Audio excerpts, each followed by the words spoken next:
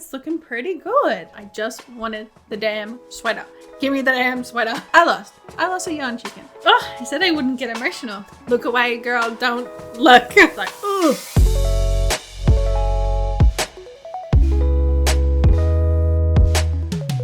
Hi guys, how you going? I hope you've all been well. We've finally made it to another podcast episode.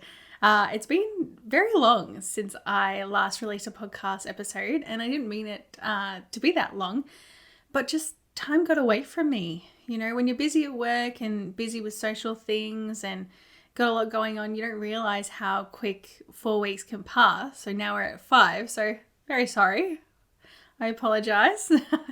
But I do have a lot to show you. So I have obviously, you know, what I'm wearing now. This is my finished object. I only have one finished object, but I have tons of whips. I've just had cast-on-itis for some reason. I've just decided to keep every single week. I just cast on something new when there's plenty of unfinished projects to be done. But I think it's just that kind of start of the season. You know, we're in autumn in Australia at the moment, and I feel like when you get into winter and you start feeling the cold, I feel like I have this temptation to cast on a lot. So you'll see a lot of that.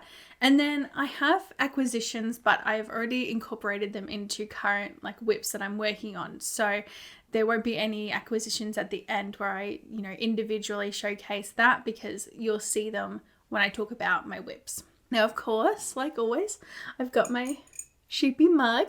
This time it actually has tea in it, guys. I don't know if you can see that. Yeah, it actually has tea in it. It's nighttime here. I'm cold. I want something warm. Hence again, we've got the studio lighting. I don't like using the lights. They're a hassle to put up, a hassle to take down. I feel like I'm blasted in the face with light, but because it gets so dark here, we're in the southern hemisphere, and I'm in, Melbourne, which is all the way down the bottom of Australia. We're far away from the sun. It gets dark quickly here. So there might be a few more episodes where I have to use these. I am going to try and coordinate my time a bit better and, film during the weekends. But weekends are so short. They're only 2 days and they fill up so quickly. But I'm super excited to get into it. Now I have a little bit of housekeeping to do because I keep forgetting to do this. I had a giveaway, what feels like a million years ago, when I first hit 100 subscribers, and I never announced who won that giveaway. It was this lovely lady called Kate Price, and I just want to insert a picture of her here so that you can see her with her lovely stuff. So I just wanted to highlight her. She's really, really lovely, and it was just so happy it could go to someone. Yeah. If you had seen any of my previous podcast episodes, you would have seen that I had to redraw the winner. So that's why from actually doing the giveaway and it actually being given to someone and then me actually talking about it, it's been a long time, because we are, almost at 1,000 subscribers, which is so exciting. Thank you, everyone.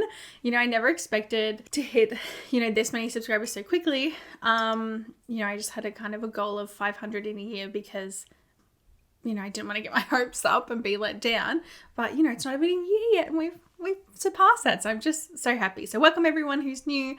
Welcome everyone that's, stuck around, and let's just get into it. Of course, we've got to start with the finished objects. So this is my one finished object for this podcast, and this is the Sticky Season sweater by Rebecca Clow, aka Creya Bayer. I have been knitting this for quite a while. I actually, luckily, had logged into Ravelry when I first started this project, so I actually can tell you how long this took me to knit. I'm not going to give you specific dates, but it took about 3 months to knit. I honestly thought that I was going to smash this out in a month, but I'm just not a monogamous knitter, so it took me way longer than I had anticipated. I don't know what it was about this, because it's not a particularly oversized sweater, but yeah, it just took a long time. So before I get into the nitty-gritty details of the pattern, I just want to quickly mention the yarn that I used. The yarn I used is Aloe Athena Fibers Athens DK in the color Gentleman's Moss, which is this absolutely gorgeous, vibrant, variegated green. It's, when I was knitting with it, because I had been looking at it for so long, and most of the time I'm like knitting with very low lighting, either early in the morning or kind of in the evenings, I didn't really realize how bright it was until I put it on my body and I like went outside and like, wow, this is really quite a bright green. It's quite a brilliant green, I would describe it. And it's so beautiful. I really, really love it. And it's 100% superwash merino. So there's no like nylon content in it or anything like that. It's really quite soft and beautiful, but I'll go into a bit more detail about the yarn after I talk about the sweater. The way that the stick season sweater is constructed is you start by knitting the back panel and doing increases, and then along the increased edge on either side, you pick up stitches and you knit the two kind of shoulder sections until you get to a part where you can connect in the front, and that will form kind of your collar.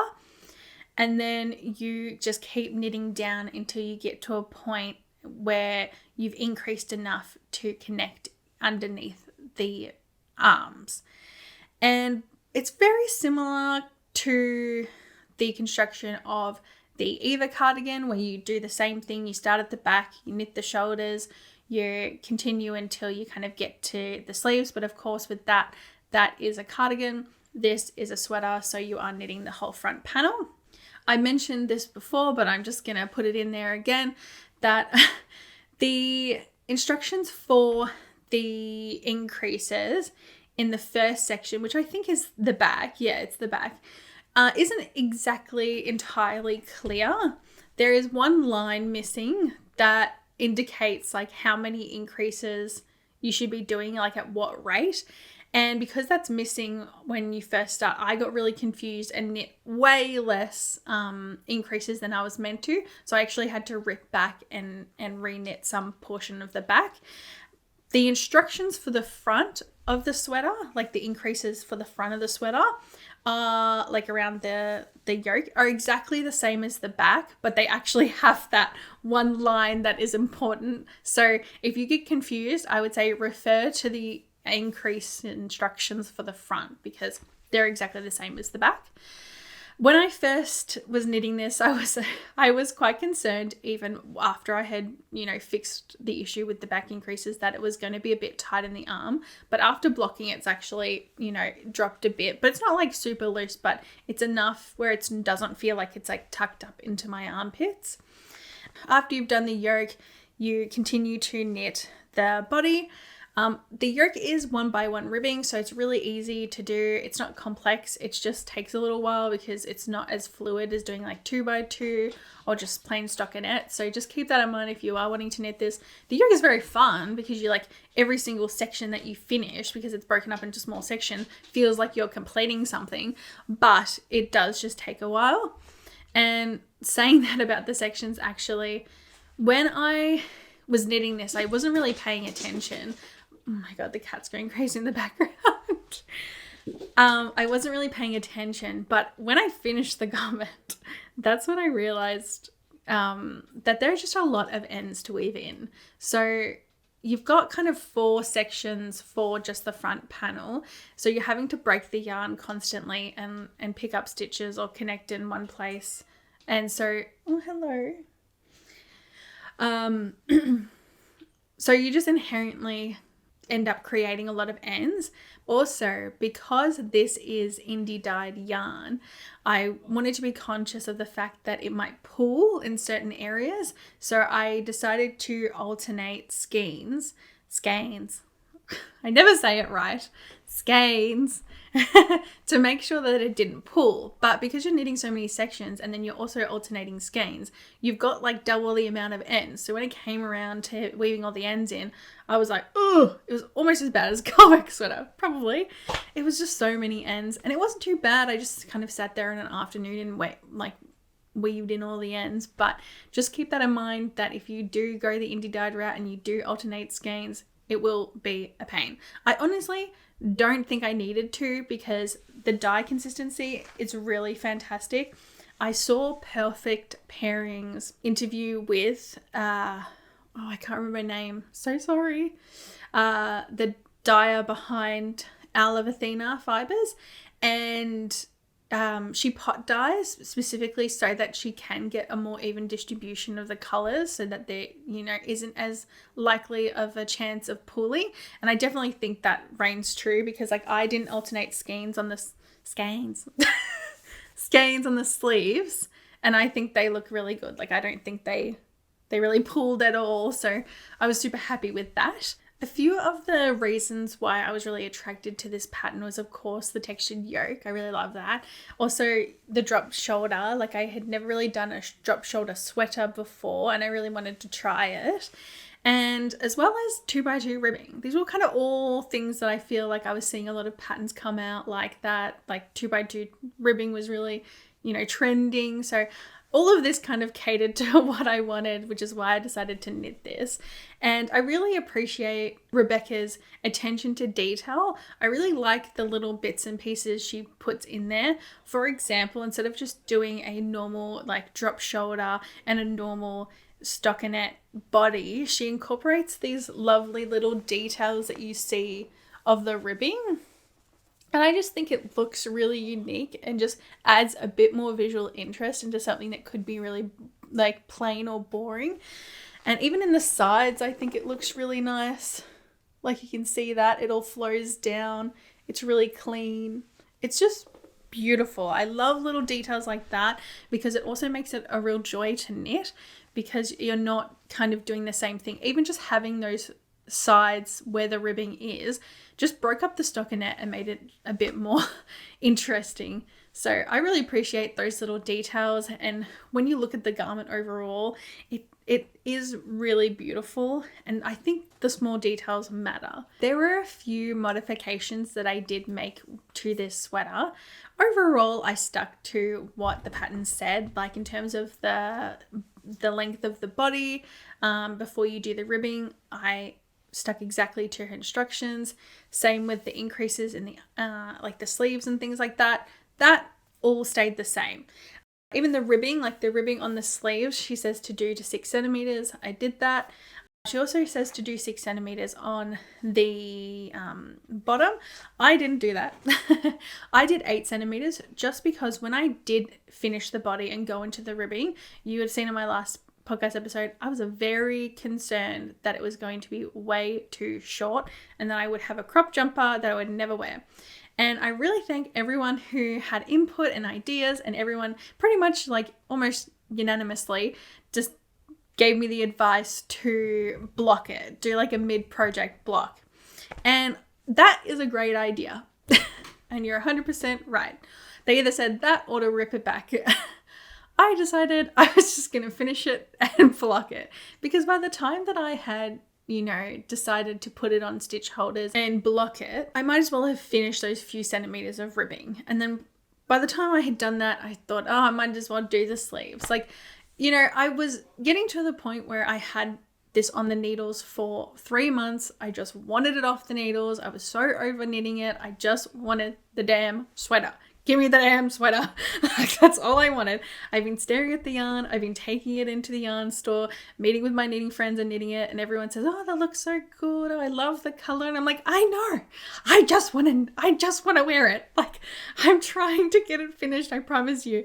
And so I was just like, nah, I'm just going to finish it. I'm going to block it. Whatever it is what it is. And I'm going to live with it. And if I really, really hate it and I don't wear it, then, 6 months from now, I'll rip it up, rip it all back. But for the time being, I was like, I'm just going to see where this takes me. I'm going to trust that this superwash grows out so much.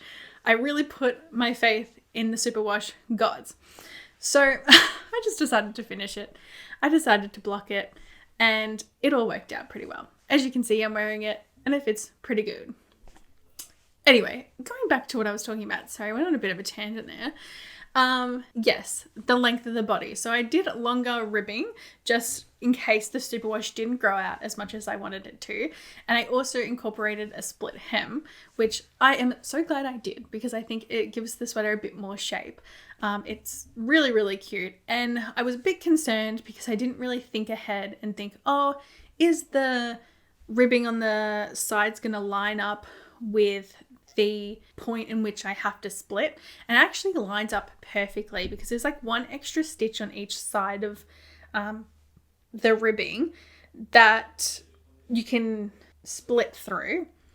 And what I did, instead of knitting or purling that stitch, I just slipped the stitch so it had a really clean edge. So it actually really worked out perfectly. So if you want to knit this but you want to split hem, definitely easy to do because you just split right in the middle of the ribbing, and that first stitch you just slip on each row, and it looks really, really fantastic. So super happy with that. The last modification I decided to do was I knit the collar slightly shorter, about 1 centimeter shorter than what is recommended in the pattern. And I did this because I was trying to get away with not, having to wind up another skein of yarn. So I was currently at about 5 skeins. I had 8 in total. So it wasn't that I was going to run out of yarn, but I just really didn't want to, break that skein and have to wind it and only use like a small portion of it. So I decided, if I knit it just 1 centimeter shorter, maybe I won't have to do that. Well, I lost a yarn chicken. I did. Midway through the bind off, I had to incorporate a new ball. I was pretty annoyed, but anyway, we learned our lesson. I'm kind of glad, but also not glad that happened. What I mean by that is that I'm glad that I didn't knit it as long, because I feel like it would have, felt a bit too claustrophobic. But at the same time, I understand why she knitted long. Now, I didn't initially notice this in the sample photos that she has on the Ravelry page, but after putting it on and wearing it and feeling how it sits, you can definitely see that's how it sits in the sample photos. But it's just a detail I just did not think of. And that is that because this cast on edge here is, this is where you pick up stitches, it's not very stretchy. So when you knit the collar, it actually pulls down on the collar from behind like this. And that kind of flattens out the collar. So for example, if I pull this up a bit, let me pull this up and shorten my sleeves, you can see that sits quite nice and high on where it sits. Yeah, it sits nice and high around my neck. But if I wear this like I normally would, you can see how it gets pulled down and this like skin in the back, like the back of my neck, is a bit more exposed. And that's because they're just very tight along that edge in which you pick up to do the shoulders. And you can definitely see it in her photos, and I can feel it too, because it slightly pulls this like across your neck. And I don't mind that too much because, again, I didn't knit it that like long, but I can see that the reason why she's knit it long is to kind of, close that gap where the skin is exposed in the back, because the shoulder, like the back shoulders, pull it down. At first, when I first was wearing it pre-blocking, I did feel kind of restricted and I didn't like the feel of it. But after blocking, it's grown out a lot. It's relaxed a lot. I wouldn't say it doesn't do that, but I'm just saying it's a lot better than when, like before I had initially blocked it. So yeah, just a little bit of a side note. If you don't mind the thicker collar, I would definitely knit that, just if you get a bit cold in the back. It doesn't bother me. It's not something I'm going to fix, but it's just a little note. Something else I don't know if I mentioned actually was with the collar, you pick up the stitches, you knit, and then you fold over. And the way she gets you to secure the folded collar is to pick up the stitch that you originally picked up to attach the collar to the body. Is that making sense? And you kind of do a, cast off at the same time as you do that. So you insert it, cast it off, insert the next one, like pick up the next one, so on and so forth. I don't know if that makes any sense, but that's what you do. And I found that was really easy to do with the 2x2 ribbing because it was very clear where that stitch, where the corresponding stitch is on the inside to the outside. So that made it really clear. So if that's something that intimidates you or you don't really like doing because you always have trouble finding the right stitch to put your needle through or pick up, I would definitely recommend doing that with 2x2 ribbing because it's very clear what you should be doing. So just to know, because I always get confused with 1x1 ribbing. I never know where to put it. So that's why I always try and do like a crochet provisional cast on wherever I can. But you can't really do that with this. So yeah, I would definitely recommend 2x2 ribbing if that's something that you've been kind of not wanting to try or had bad experiences in the past, because it's super clear where you should be picking up stitches when you want to do the cast off. In regards to the overall fit, I am very happy. It fits pretty comfortably on all of my body parts. Like, it's not too tight on the sleeves. It's not too tight around the body. I measured this and it has about 10 centimeters of positive ease around my bust, and the pattern recommends 5 to 15, so it's kind of right in the middle. Definitely when I was wearing it initially, it felt a bit tight, but I think over the last few wears, because I've worn this about 4 times now, it's loosened up a bit more as I've worn it. It's definitely softened up as well. I really like it. The sleeves are definitely like bracelet length. I wouldn't have minded if I had have like knit a little bit further. I did just like as soon as I finished the decreases, pretty much went straight into the ribbing. They did grow about 6 centimeters after blocking, and the body grew about 10, but it's still like I find it a little bit short. And I don't know if it looks funny or if it just looks like it's meant to be that way. I guess it's good because it is a bit more practical. Like, I definitely kind of knit this as something that I was going to wear like when I went camping and stuff like that. So the fact that my sleeves are kind of high actually works out, because then it won't get caught on things when I'm in the outdoors. But I wouldn't mind having a little bit of extra coverage. In terms of the length as well, I'm quite happy with it. I wouldn't mind a little bit of extra length, but I think where it sits on my body, it complements my figure a bit better. You know, the split hem kind of gives me that shape that I wanted. I definitely, when I first knit this, and I knit this in the size 7, because that corresponded with my bust size of, I think I'm like 100, and it varies depending on what time of month it is, but it's usually around 122 to 127. It literally can vary so much depending on that. So yeah, when I decided to knit the size 7, and I definitely thought that it was going to be like give me a bit more positive ease. I definitely, if I like was thinking that I would have this oversized sweater. I don't know why. It's not oversized in the pictures, but I just thought that it was going to be oversized. It's not. It's pretty much exactly the size that I need. So if I was going to knit this again, I probably want to go up a size just because I would want something a bit more cozy.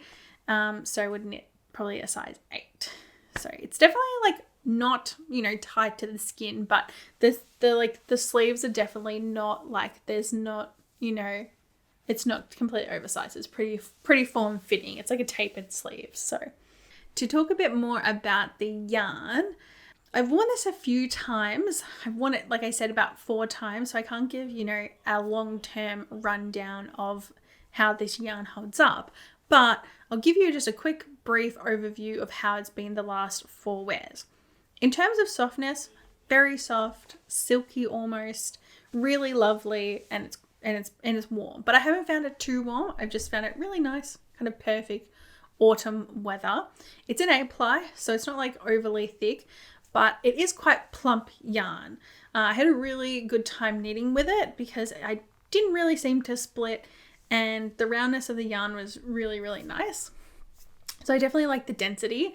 I knit this with 3.5 millimeter needles for the body and then 3.25 for all the ribbing, and I think it looks really, really quite clean. The stitch definition is really nice. The ribbing looks really clean. Yeah, I really like it. Super happy with it. Now, you could maybe see, I don't know if you can kind of see that, but there are little fuzzies, here and there, especially like underneath the arms. I don't know if you can, You can't really see that.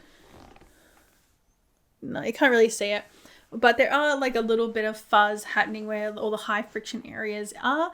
I kind of expected that. Superwash Merino is very soft and it doesn't have any nylon in it. So I was expecting some kind of like a tiny bit of pilling. There's been a few kind of slightly larger pills, but nothing major.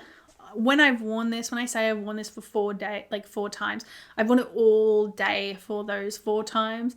So I've been at work, I've been like out down the street. So it's gotten a good wear. And other than that, like slight pilling, no really big issues with it. I don't feel like there's like a cool breeze through it or anything like that.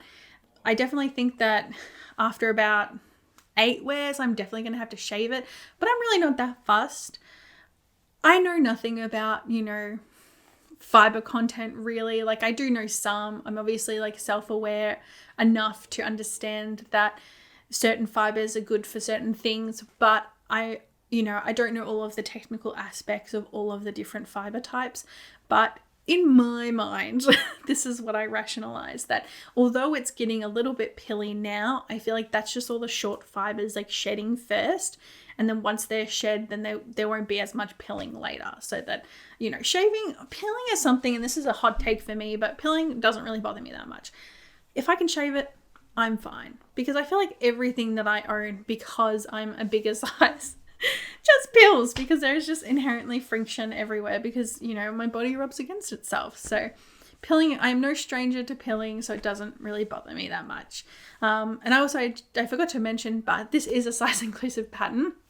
If you are new here and you didn't know, but I do knit pretty much exclusively size inclusive patterns, which means that they cater for a 60-inch bust size before any positive ease is added. So just so you know, this is a size inclusive space. So any garments that you see will be size inclusive. To finally wrap up this section, sorry, it's going to be a long one, guys. I want to say that I'm really happy with it. I would give this like a 9 out of 10. I really love the pattern. I love how it looks. I love the yarn. Other than the minor things like the collar pulling a little bit and it maybe me wanting it to be a slightly more oversized, other than those 2 minor things, I really love it. I can see myself getting so much wear out of it. I would definitely be wearing this heaps. I'll be going to Bendigo. Yay, the Bendigo Wool and Sheep show later in the year. So I definitely will be bringing this. I'm very stoked with this. So very, very happy. Oh, I nearly forgot to mention the yardage or the meterage that I use for this sweater. I knit the size 7, which required about 1,350-ish meters of yarn. But in the end, I only used about 1,200 meters. So I definitely came way under what the recommended meterage is. I don't know why. I knit everything to the lengths, sometimes longer than what she recommended in the pattern. Yeah, I'm not too sure why there's a discrepancy. Maybe it's like common practice for pattern designers to just add a few extra meters on there to accommodate so that people aren't, worried about running out of yarn. But yes, so this was pretty good in terms of yarn usage, especially for a size like such a 7. I think there's like 10 or 11 sizes. Even more. So I think for one of the larger sizes, I'm very happy with 1,200. I think that's a pretty good price. Like I think it's $35 a skein, so I think it worked out to be like about $250 for the sweater Australian, and I think that's pretty good for a fully indie dyed sweater, especially in a bigger size like mine.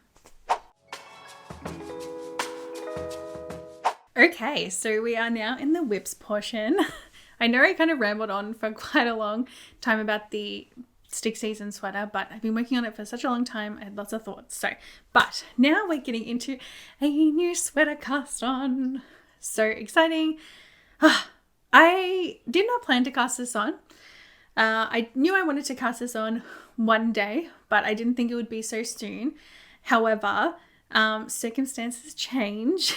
So 2 kind of stars aligned, one in a bad way, one in a good way. Sari Nordlund had like a birthday sale, I think, or like an anniversary sale or something. So she had like a 20% discount code on all of her patterns. So I thought I would pick one up, as well as Loom and Spindle, which is my local yarn store. Unfortunately had their last day last week, which if you have been watching me for a while, you would know that Loom and Spindle is pretty much my home away from home. I go there every Saturday and I knit with my friends. I, have a great time talking about my life and everyone else's lives. Andrea and Marita, Andrea's the owner of Loom and Spindle, and Marita, who's her mum who helps out, have been just such a great support of me. Like, I never would have started my channel if it wasn't for them. I never would have grown the passion. Oh, I'm getting emotional. Sorry. Oh, I said I wouldn't get emotional. But yeah, I never would have had the passion for knitting that I do now if it wasn't for Andrea, Marita, and all the people that would come to Loom and Spindle and that I would see every week. I couldn't have done it without them, essentially. So I'm super devastated that Loom and Spindle has closed down, that I'll no longer be able to visit their store. However, they are still online, so they are still, selling yarn. So I can always buy yarn from them, but it'll just be different because Andrea just created such a beautiful space, and I hope that in the future she's able to do it again. So I just wanted to say thank you, but didn't mean for that to get so emotional, but those kinds of spaces are so important, especially now, to have a third space and to support small business. So it's just sad that, such a great place with great people, can't survive in this economy. Anyway, getting back to it. So yes, Loom and Spindle, as part of the closing down their storefront, they were doing a sale. They had certain things 40% off. And one of the things that I had been wanting to try for a long time was the Peyton's Baby Alpaca Air. So I wanted to try this for a very long time. I had been eyeing it off because it's this beautiful kind of, oh, there's a hair in there. Was a hair on the top too? Okay. It's this beautiful kind of chainette style yarn. And it's 75% alpaca, 19% wool, and 6% nylon. And it's just so lovely and soft, and it's beautifully airy. It's like a worsted 10 ply. And every single time I would go in there, I would feel it, I would touch it, I would, want to make something out of it, but I just couldn't justify spending enough money to buy a sweater quantity's worth, because you can see it's only 85 meters per 50 grams. So I would need quite a lot of this to make a sweater. So until she put it on sale, I didn't really think about actually making the purchase. But I thought, you know what, I'm just going to do it. It's 40% off. I want it. And so I decided that I was going to get some. And I got this one in this color Birch, and I got some of this in the color Alchemy, which is this kind of I don't know, mustardy grey. And my idea was to make a colorwork sweater. Now, I have never done stranded colorwork before. Yep. I've never done it before.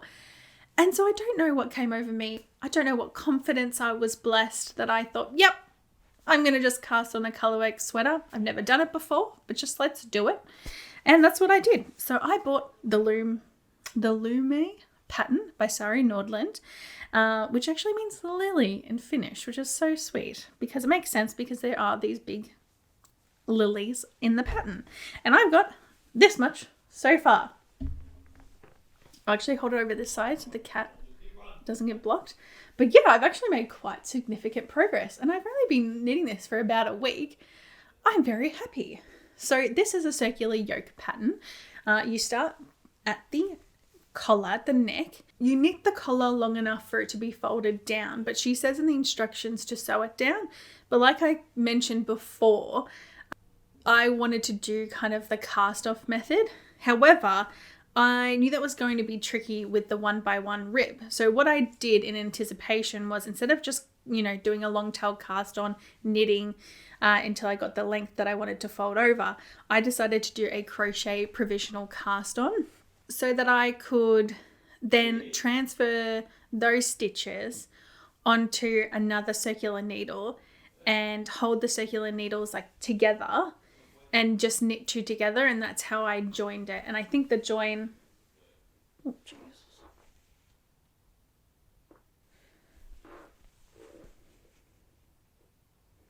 looks really seamless. And I feel like just having the collar done and already finished makes it feel a lot more, progressed than it actually is. And you can kind of feel how squishy it is. Because it is a 10 ply and because this is just light and fluffy, it's like super squishy, which I really love. And it's definitely a tight collar. It's not like this where it's coming down a bit. It's definitely like hugs up to the neck.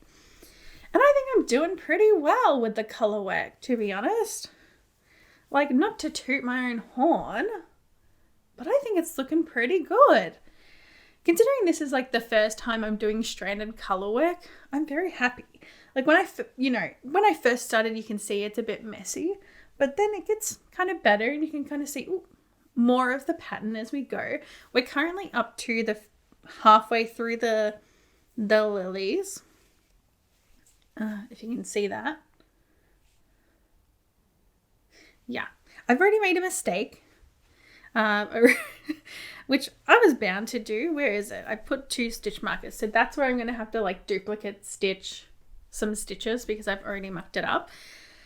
But I really, for some reason, thought stranded colorwork was going to be it was always been very intimidating. Like a lot of people, for their kind of what their knitting goals are this year, put on stranded colorwork because they want to do skill building and stuff like that, and totally all for that, and I totally agree.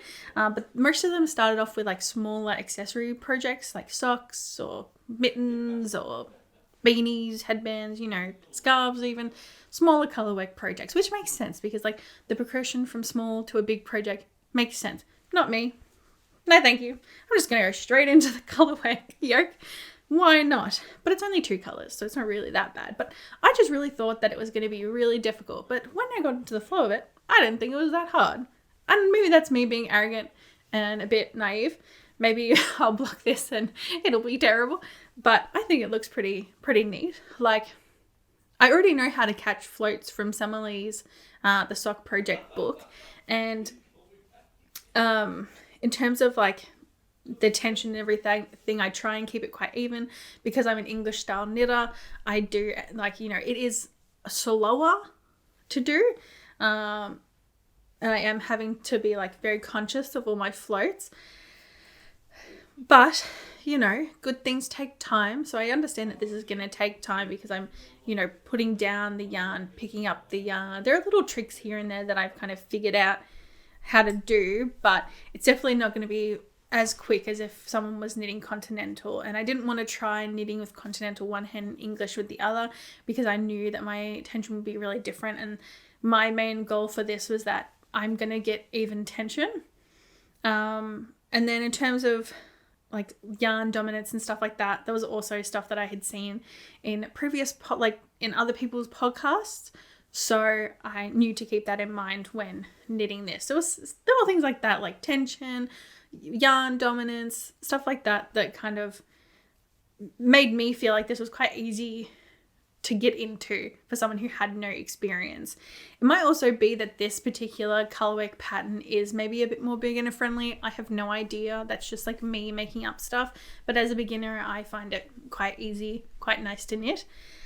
I also, because of all the floats, it's very warm and I'm like very lush, and I'm very excited to wear this. I'm actually so excited. I'm so happy.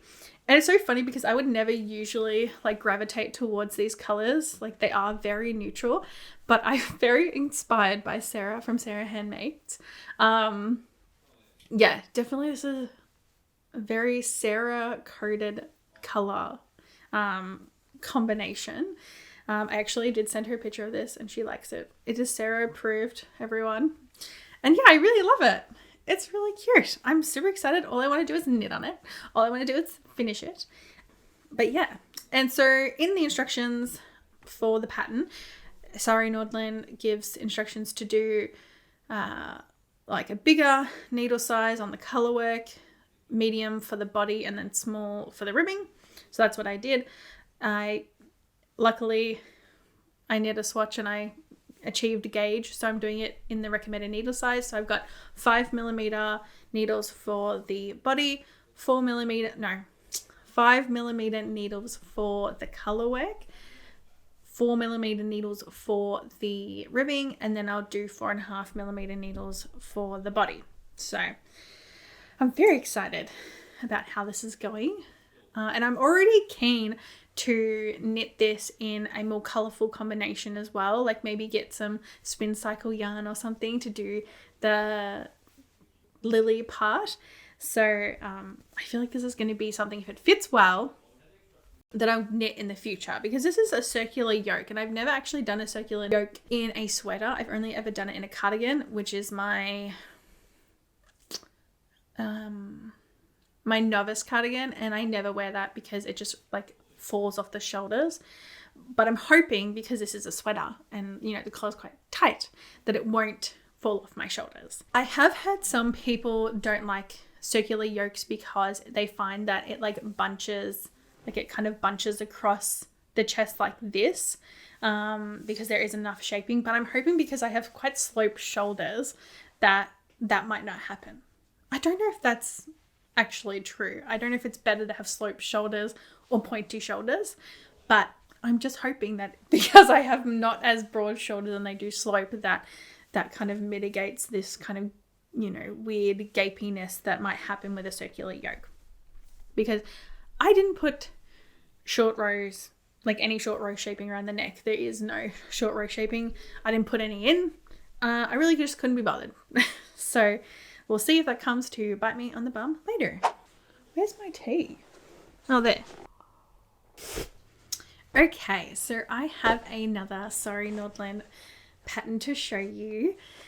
This one I've had for quite a while because I knew I was going to knit this for my friend's birthday. Rahini, if you're watching this, look away. Sorry, that was a bit aggressive, but I had to get her attention. Look away, girl, don't look.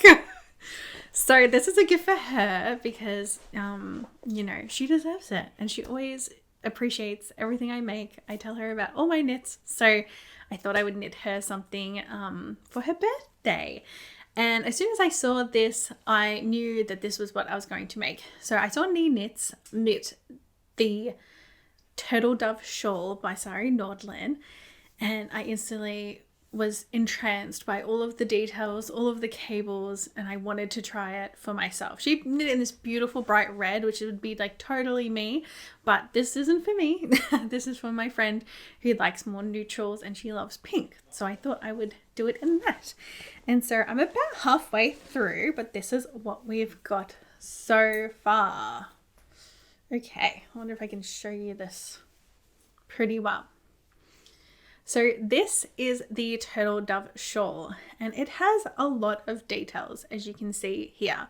So I am knitting this in the Rosarius for Maya in the color Rosa 23, and then I'm holding it together with the Amano Yarns Uma, which is this fluffy one, the lace one, in the color Lotus.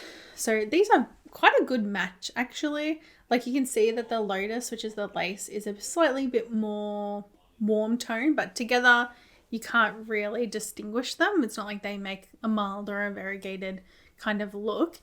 You get about 210 meters per 25 grams in the Amano Yarns Uma, and you get about 185 meters per 50 grams in the Maya. So the Maya is just a kind of a I think it's superwash merino. Yeah, it's just a superwash merino.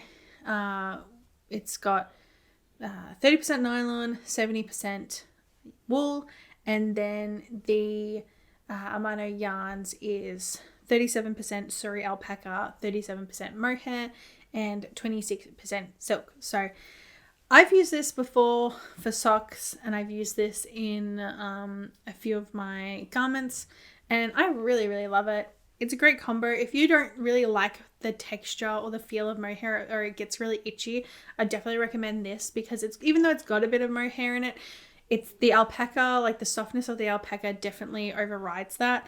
So I don't find this itchy at all, and I'm someone who's quite sensitive to mohair. But together, they are pretty much a perfect match. And they look really good and give this kind of slight halo, but not enough to hide the details of the shawl. So the shawl, it's a busy gal. It is, it doesn't look like I've done much, but I have put a lot of time in this because it's just very detailed. And that's what I love about it. It's got all these different cables. It's got, it's got these beautiful big kind of, I don't know what they're called, like whale tail cables. I'm making this up as I go. It's got these nice chunky cables here. It has these really cool kind of wavy slip stitch wave cables. It's got like these broken rib ladders, and it's also got bobbles. It's got the I-cord. It just got everything, this was a real test for my skill. It's definitely the most intricate thing I've ever done. My goodness. But it's totally worth it. And it's so darn beautiful. It's so beautiful. I'm not showing this very well. It's kind of hard because it's kind of scrunched up. But I'm loving it. I've never done these kind of wavy slip stitch cables before. I've also never done baubles, but the instructions in the pattern were very, very clear. So it was very easy to understand how to do these. And after a time of doing it for so long, you kind of get into the rhythm, you memorize it all. So you kind of get an idea of how to do everything. After the first few baubles, I knew how to make a bauble. I didn't need to keep referring to the instructions. I'll hold it there. Referring to the instructions, to know how to do the baubles. Also, most of the instructions are charted. So pretty much all of the cables, except for like the beginning and in between, there's about 4 charts. Like in between charts, there's a little bit of instruction on what to do, but pretty much the entirety of the shawl is charted. So if you're not super confident with charts, I wouldn't recommend doing this because it's all charted cable work and twisted stitches. Sorry, I keep saying slip stitches for these wavy cables. They're twisted stitches, sorry, because you're knitting through the back loop or purling through the back loop. You do a bit of both because it's back and forth, the joys. But yes, so it's not like totally impossible for you to do it. She has obviously like the legend or the key or whatever in there so that you can see what each of the stitches are. And I definitely had to YouTube a few of them. But, it just, if you're not super confident with it, I probably wouldn't recommend doing it because it's fully charted, but not impossible. As you said, like I'm a beginner to a lot of these. I'm figuring it out. It'll be fine. I'm knitting this on a 3.5mm needle, which is what she recommends in the pattern. However, after looking at her sample photos, I can see that hers are definitely looser, that her gauge is much looser. I didn't gauge swatch for this because I never really gauge swatch for accessories. It's bad. I probably should. But yeah, so I have a feeling that it's a little bit tight and a little bit dense and not as long as it should be. It's at this point, it's probably about 10 centimeters shorter than it should be. But I'm really hoping that once I block it, the cables relax. I can, maybe give it a bit of a stretch, and hopefully that'll do the trick because I don't want it to be too short where she can't really wear it as like a little over the shoulder shawl kind of situation. But that's it so far. I'll give you a good look of the cables. It's so nice. This is definitely something I'm excited to see once it's blocked. In addition to the alpaca air that I got from Loom and Spindle, while they were having a sale, I thought I would also pick up this, which is Rosarius for Jardim. Now, I had never used this before. I was never really tempted to use it either until I saw my friend David knitting this beautiful cabled sweater vest in like a brown version of this.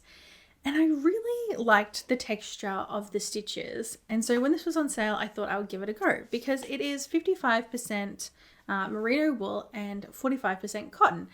And I hear a lot of people talk about knitting for olive, cotton merino, and other cotton merino blends. And they really, really like it, not only as kind of a transitional weather material, but also because the properties, you have that lovely breeziness, breathability, and drape of the cotton, but you also have like the elasticity and dirt and smell resistance of the merino wool. So I really wanted to try it out, and it was just surprisingly softer and a really nice ply. So this is just a 5-ply sport weight, but I would say the meterage equals kind of more to a fingering because you get about 230 meters in 50 grams. So it's quite generous. And I picked up about 5 of these because I wanted to cast on the Tolster tee. So it kind of looks a bit scrunched up now because I don't have any needles on it. I'm currently using the needles for this, which is 3.5 millimeters on my turtle dove shawl. So that's why there's no needles on this. But yes, I'm knitting the Tolster tee. So the Tolster tee is just a simple raglan t-shirt. Rebecca Clow bought it out, I think last year, and it's been super, super popular. A lot of people's just go-to basic t-shirt pattern. So I wanted to give it a go. I had already knit the Tolster tee in DK in a different yarn, and that was a complete disaster that I will be addressing in the future. But for now, no.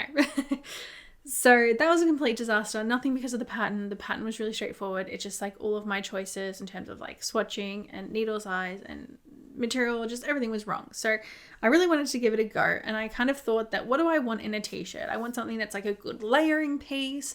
I want something that is perfect for the transitional weather, because here in autumn and spring we tend to get really cold mornings in Victoria, like freezing cold mornings, but then by the afternoon when the sun comes out it gets kind of warm. So I wanted something that I could layer underneath like other knits and like coats and stuff like that, but I could also, keep me warm in the kind of early 20s when it did get a little bit warmer in the afternoon. So I thought I would cast on the Tolster tee, but do it in the fingering version rather than the DK. So if you have the, if you buy the Tolster tee pattern, it comes with both the DK and the fingering version in there. So you don't have to do any math or anything like that to figure out what gauge you should get and what measurements, blah, blah, blah, blah, what size. She's got it all in there for you. And I just much prefer how it looks when it's in a smaller gauge. I think it looks really, really nice. And it's really soft. It's really sweet. It's a very simple raglan. Like, it's nothing particularly detailed or anything like that. It's just very simple, but that's what I want because I want it to be a layering piece. Something that I do wish was different. I wish the neckline wasn't so long, but I do like a boat neckline, and I'm hoping that it kind of ends up looking like that. I don't know why. 1x1 ribbing sometimes doesn't do it for me, but sometimes does. So like on that Lume jumper, I really like the 1x1 ribbing, but I think in a smaller gauge, the 1x1 ribbing just kind of looks a bit uneven for me. But I'm hoping that once the entirety of the tee is finished, it'll just be kind of more of an addition rather than something that my eye is drawn to. But yeah, so don't have much, too much to talk about on there. And I know you're probably like thinking like, why would you cast this on going into winter? Well, it's a fingering tee. I know it's going to take a long time.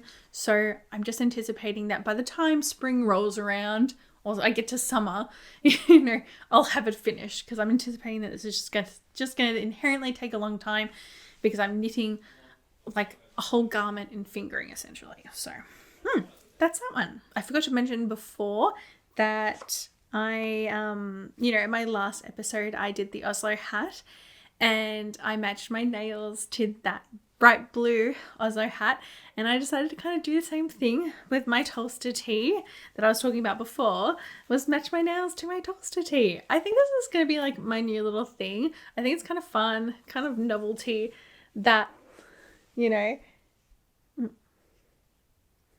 I get to match my nails to my knitting, and it kind of makes me a bit more inspired to knit on the projects that my nails match so that I can wear them together. But I won't have this done by the time my nails need to be replaced, but I thought it was kind of cute anyway. I really love this color. Of course, this wouldn't be a Smash Knits podcast without some socks. So, of course, it's from the Summerlee book, The Sock Project. I have raved about it. Watch my last episodes if you want to know about it, because I definitely love it. And I cast on the Memoration socks. So this is them. They're a lacework sock with this kind of beautiful kind of arrow lace pattern. And I'm using the Langewol Superwash 7525 in this color called Flieder. Which is German for lilac. Makes sense. It's this beautiful purpley lilac. It's a very cool purple, very different to the, the Cascade Heritage sock that was also in the color lilac, which is more of a pinky lilac. This is definitely more of a blue lilac. And I really love it. I haven't knit a lace sock in a hot minute. So it was interesting to get back into it. You know, lace is really nice because you don't have to use a cable needle and you can really get into the flow of knitting it once you figure out the pattern. And this is a very repetitive pattern, so it's very easy to memorize. And I'm just really only up to just past the heel flap and gusset.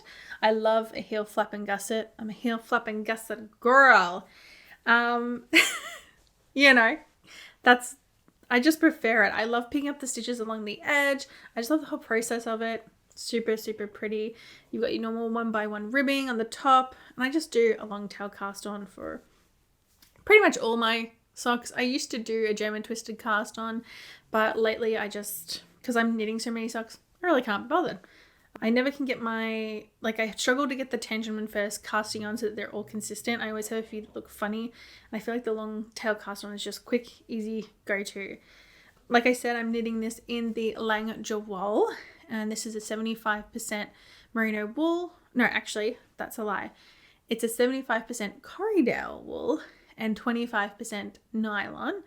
You get about 210 meters per 50 grams, and they come in like little, I don't know what you would call these. I don't know if you call this like a skein or a bowl. I don't know what you would call this, but they come in these. I really like it. I used the Langewol in my French Connection socks that I also knit from the Summerlee book, and I really enjoyed working with it, and I liked how it looked post blocking. Actually surprising, because in that one, when I used that kind of like beigey biscuity color, I felt that when I knit with it, the tension was kind of really funky and it looked really weird before blocking. However, with this purple color, the Flieder, I find that the tension is actually not so bad. I find that the tension's much more even, and I don't find that I look like I'm rowing out as much. Maybe that particular hank, ball, skein, whatever, was just a bit different. Maybe my knitting tension was odd. I don't know, but I find with this color, it's not as inconsistent as the last one. But either way, it blocked out in the end. Another thing I forgot to mention in my last podcast episode was that the Langewol come with this kind of reinforcement thread in the middle of there. I'll actually just show you. It comes with this reinforcement thread that you can use, like hold together with the normal strand when you do the toe and the heel. So it's pretty much, I think this is just nylon thread, and it just creates a bit more strength and density in those parts where there are high friction. I think that's really cool. So every single Gewol has this in there. And it's a perfect match. I have to admit, I always forget that these are in here. So I didn't use them on my French Connection sock. I forgot to use them here. So I'm going to use it on the toe. But yeah, I always forget. So maybe I need to take it out and like put a little reminder somewhere so that I like when I get to that point, like note it on my pattern, use the reinforcement thread. Because I want to see like how much of a difference it really makes, and if it prevents, how much does it actually prevent wear over time? Because I wear my socks a lot and I feel like they've lasted pretty well. But yeah, I wonder if I can get this back in here. Ugh. Oh my God, look at that. That's pretty good. Looks a bit funny, but it's in there. There you go. Look at that. Yeah, so I've not really made too much progress. I love a lace sock. I think it'll be really pretty. Beautiful. Okay.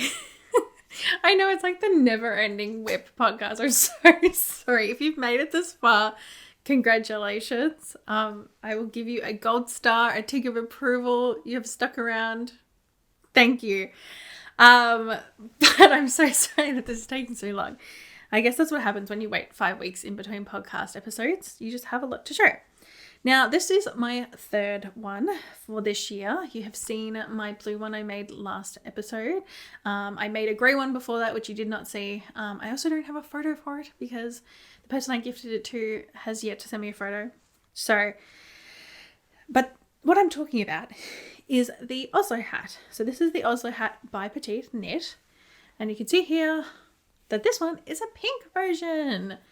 So I am holding 2 yarns together for this one. All the other ones the first one I made with DK weight yarn held single because this pattern is for DK weight. The second one I made was with fingering held double to get DK weight. And then this one I'm using fingering and lace together. So this is the Rosaris for Mia, which you have seen plenty of times before by now. And then this is the Gepard Kids Silk Mohair. So this is in the colour light pink and this is in the colour pink. I'll have everything linked down below as always. There are 2 patterns of the Oslo hat. There is the mohair version and there is the plain DK version, I guess. The needle size is slightly different. The needle size for the normal DK version, which is the pattern I have, is 3.5 millimeter. And then the needle size for the mohair is 3. So the gauge is like only like 1 stitch different. And I didn't really want to buy another pattern just because I was holding a different yarn combination. It's a beanie. Like, it doesn't have to be perfectly, measured to the person's head. Like, as long as it's not too tight, it'll be fine.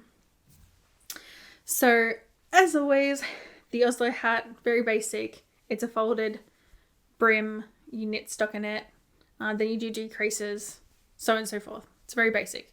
I go into a bit more detail in my other podcast episodes, but yeah, it's not too complex. It's a triple folded brim, and I love it. It's cushy. It's easy. The Oslo hat is one of those patterns that I really enjoy knitting. I can get one out within like 4 days, a week usually. So they're really satisfying knit. And my friend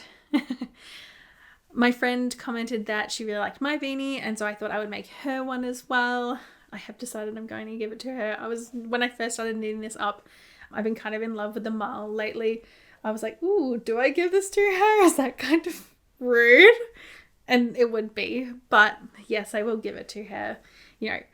She would probably be more resistant to the feel of mohair than I am, but I am kind of thinking like it would be such a good camping beanie because it would be so warm. Now, one thing I want to mention that I forgot to mention when previously talking about my Oslo hats is that the way that I decide to fold the brim of the hat down. So it's a folded brim, as you can see. And the way she recommends to do it in the pattern is, again, to do that technique that I'm so great at describing. You do a long tail cast on, you knit until it's like long enough, fold it over, and then you pick up a stitch and knit the live stitch on the needle together, And that's how you connect them all. I don't like picking up stitches, especially in stockinette, because I never know if I'm going to get the ones that are like aligned in the correct column. So what I did instead is I did a provisional crochet cast on, which means that I can have my live stitches from what I've been knitting on one set of needles, my like live provisional cast on stitches on another needle, fold them inside each other like that. So imagine there's a needle there, and then just knit two together all the way around, and it creates this really, really seamless join. Everything's lined up. You would never think that I had ever folded that up. You would just think that, oh, that's how it is. So that's what I do. I find it really easy. I find it just takes out the guesswork. I much prefer it that way. And it's so funny because sometimes I work predominantly with wood needles. And if you have worked with wood needles before, you know that all of like the needle sizes rub off eventually of all the needles. So I have trouble. I have like a little needle gauge so that I can check which needles I'm using. But now I know which ones are my 3.5 millimeter needles, because my bright blue yarn, I don't know if you can see that, but my bright blue yarn stained my needles blue, like a slight tinge of kind of greeny blue. So now I know instantly which ones they are. But yeah, super soft, lovely and cozy, actually quite airy. But I think it's going to be so nice and warm. And yeah, I'm jealous of my friend who gets this. Okay, we are coming towards the end. There's only 2 more projects, I promise. We're coming to the end. All right, the first one is a big fail. Just a big, massive fail. You have seen me struggle with these socks.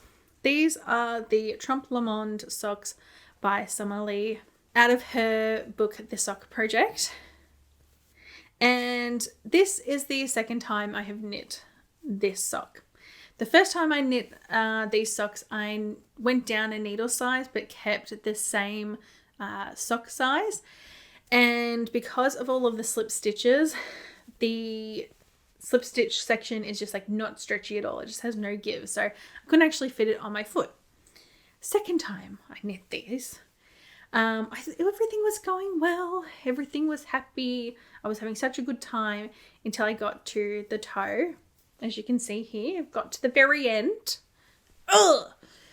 And I realized that I had been knitting the color. As you can see, yeah, I've been actually not knitting, the slip stitch pattern on half. I had split uneven when I started to do the top half, because I'm so used to casting on like a 64 stitch. When I went up to a 72 stitch, I was just automatically going off half of what a 62 stitch is, 64 stitch, instead of a 74. So my numbers are all wackadoo in here.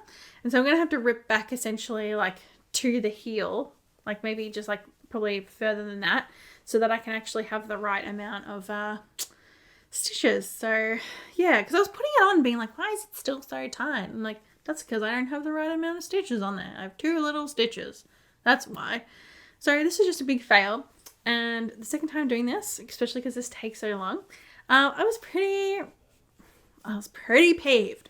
So this is in the timeout pile. I don't want to look at it. And it was just so annoying because I really love the pattern. It's nothing to do with the pattern. It's solely me. All the decisions that have gone wrong with this sock is all my fault. So although I want this sock so badly, I want it to work so bad. Yeah, it's just getting put in the timeout because it literally infuriates me to look at it. And I'm knitting this with Rosario Spool in red and light blue. Yeah, I've talked about this a bit, so I don't have to go into detail. Flagaways, everything's in the description down below. But yeah, these socks I want so bad. And they're the most exciting ones out of the book, and they're the ones that are, giving me the most headache. Okay, so final whip, we're coming to the end, is actually a test knit I did for Kath Martin, aka the Mindful Melbourne Maker. She did a test knit for the Canberra sock. So she released the Melbourne socks, which was a fingering version of a sock pattern. And this is the DK weight version of the sock pattern, and it's really fun because she's kind of giving you, it's kind of like a choose your own adventure sock situation where she gives you a lot of different heel types. She gives you a few different like gusset types and all this stuff, and kind of different recipes on what you can do, and you can kind of make your own Frankenstein sock and what you like. So I have these, technically a whip, because I've only finished one, I finished the sock for the test knit, but I also cast on another one that's not finished. But the first one I did was this one. So this is a 2x2 rib sock, and I knit this using 3.25 millimeter needles because that's what was recommended, and I'm using the Maya in conjunction with some drops Kid Silk mohair, which I bought, when I first started knitting. So over a year ago, I've had this, and I've actually never used it. But lots of people in the test knit were doing like a mohair and fingering together. And I was like, you know what? I've got some mohair that I don't really use. So let's do it. And yeah, the mohair is 75% mohair, 25% silk, 210 meters per 25 grams. So very basic. Drops is very much on the cheaper end. I think I bought this off Amazon because it was the only way at the time a year ago that I could find how to get drops. And then Maya, of course, I have lots of this stuff. And this is actually left over from my Trompe Le Monde socks that I was like, you know what? I'm just going to use it for this. And I really love it. I think this was the first time I'd actually mulled any yarn. And I really love the dark lace with the lighter wool. It's super soft. It's actually quite lighter than I thought, considering it's ribbing. And I really like how soft it is. I think it's perfect for the feet. I'm planning on these being the socks that I use when I go camping. So when we're sleeping at night in the tent, these are the socks I'm going to wear so that my toes keep warm, because we recently went camping and I was my toes were freezing to death, and I still had, wool socks on, but I need something just a bit thicker, and I think this would be perfect for that. Yes. The second one I decided to cast on was using some hand-dyed yarn. So this is Pink Petal Pie in the fingering base by Woolen Works. I've had this for quite a while. I bought this, probably a year ago as well, actually, when she had a knit and chat thing and she was selling her random bits and bobs there. And I've had this for a while, and I've tried using it a couple of times, and I just wasn't obsessed with the color. And looking at it in the ball, you're like, wow, that's fantastic. But just the way that it pulls, I just don't like. And there's little bits of brown in there. There's just stuff about it that I don't like, And that's okay. That's all right. Nothing against, some people might love this, but I just wasn't, a big fan of it when I was just holding it single. So I thought, oh, maybe if I hold it double, it'll give me a little bit more random variegation rather than big pooling, And so this is what I got so far. So you can see that the variegation is a bit more random. You can see kind of micro stripes happening as well. I don't mind it. I think it's kind of fun. It's kind of funky. I definitely think that these will be more boot socks. And it was just kind of fun to experiment with different types of heel types. So with this one, I've just got a plain, slip stitch heel and gusset. This one here, we've got a pearl ridge heel, which I thought was really fun. As well as I did a square heel. So if you see that, square heel versus the rounded heel, which was like that. So it's just fun kind of experimenting with the different types of heels and how it makes a difference to how it fits and everything like that. I'm definitely glad that I've finally used this because I didn't really want to give it away. I do like the colors in there, but I just think that holding it single made it pull too much. So I think having that slight, variation kind of gives this kind of cool micro stripe effect that I don't mind. So I've only got a tiny bit left. Like I only have a little bit until I get to the toe, and then I'll be finished, and then yeah, I can cast these off. But yeah, like DK, I'm getting more into the DK socks. I think because they're so quick and they're so easy, they don't feel like such a huge commitment, and they're kind of good to use bits and bobs of yarn that are left over from projects like sweaters and stuff like that. So I'm really liking it so far. I'm getting on that DK sock trend. Alrighty, so that gets us to the end. Thank you so much for sticking around. Like, I know this was literally the marathon of podcasts. Hopefully it's not too long when I edit it down, but yeah, it was a lot to go through. I so appreciate every one of you for watching and commenting, and if you like this kind of content, feel free to subscribe. Also, you can check out my Instagram. I have tend to have updates there quite a lot. I'll have it over here. I try to update more frequently on there so that you can see what I'm currently up to. And yeah, thank you so much, and I can't wait to see you guys next time.